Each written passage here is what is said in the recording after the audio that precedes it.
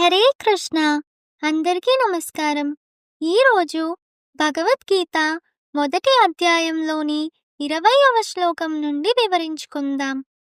అథ వ్యవస్థితాన్ దృష్ట్వా ధార్తరాష్ట్రాన్ కపిధ్వజః ప్రవృత్తే శస్త్ర సంపాతే ధనురుద్యమ్య పాండవః హృషీకేశం తదా వాక్యం ఇదమాహ మహీపతే.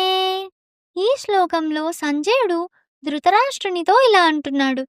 ఆ సమయంలో పాండుపుత్రుడైన అర్జునుడు కపిధ్వజము ఉన్న రథంలో నిలిచినవాడై ధనస్సును చేపట్టి బాణాలను విసరడానికి సిద్ధపడ్డాడు.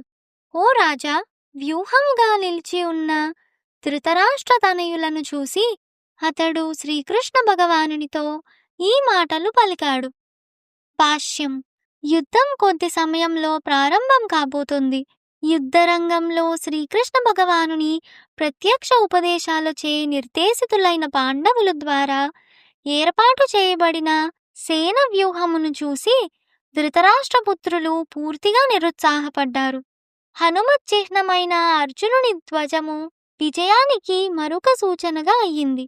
ఎందుకంటే రామరావణుల యుద్ధంలో హనుమంతుడు శ్రీరామునికి సహాయం చేశాడు.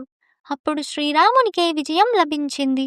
ఇప్పుడు శ్రీరాముడు, హనుమంతుడు ఇద్దరూ అర్జునునికి సహాయంగా అతని రథంలో ఉన్నారు. శ్రీకృష్ణ భగవానుడు స్వయంగా శ్రీరాముడే కనుక అర్జునునికి ఎటువంటి శత్రుభయం లేనే లేదు.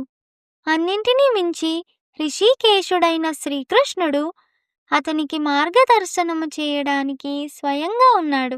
తన నిత్య భక్తుడైన అర్జునునికి శ్రీకృష్ణుడు ఏర్పాటు చేసినట్టి అటువంటి మంగళకరమైన పరిస్థితులు సునిశ్చితమైన విజయానికి సూచనలుగా అయ్యాయి.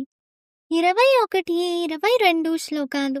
అర్జున ఉవాచ సేనయోరుభయోర్మధ్యే రథం స్థాపయమేచ్యుత యావదేతాన్నిరీక్ష్యేహం యోద్ధుకామానవస్థితాన్ కైర్మయా సహ యోద్ధవ్యం అస్మిన్ రణసముద్యమే.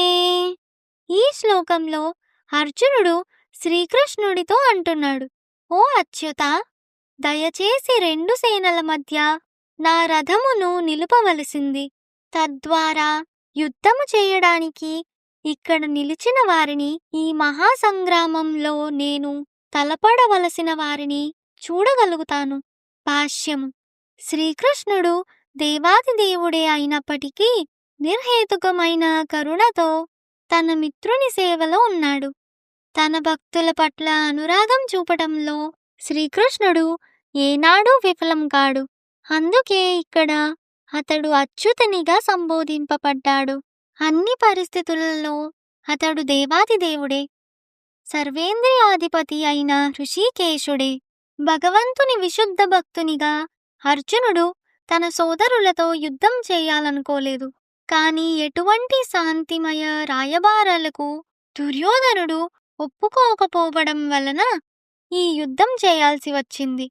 అందుకే యుద్ధరంగంలో ఉన్న ప్రముఖులను అర్జునుడు చూడాలనుకున్నాడు.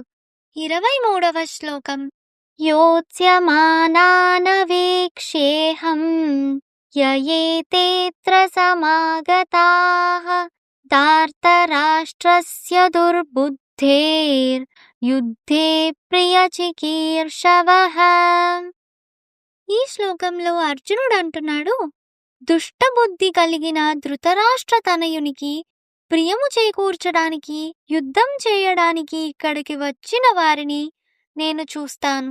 భాష్యము: తన తండ్రి అయిన ధృతరాష్ట్రుని సహాయంతో దుష్ట ప్రణాళికల ద్వారా పాండవుల రాజ్యాన్ని దుర్యోధనుడు అన్యాయంగా ఆక్రమించాడు అనేది అందరికీ తెలిసిన రహస్యమే. కనుక దుర్యోధనుని పక్షంలో చేరిన వారందరూ అదే ఆలోచనతో వచ్చిన వారే అయ్యుంటారు. యుద్ధము ప్రారంభము కావడానికి ముందు అర్జునుడు వారిని రణరంగంలో చూడాలనుకున్నది వారెవరు అని తెలుసుకోవడానికి మాత్రమే.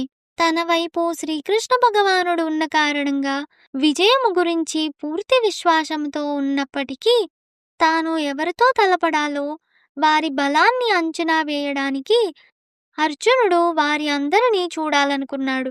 ఇంతటితో ఈ శ్లోకం ముగిసింది. ధన్యవాదములు. హరే కృష్ణ.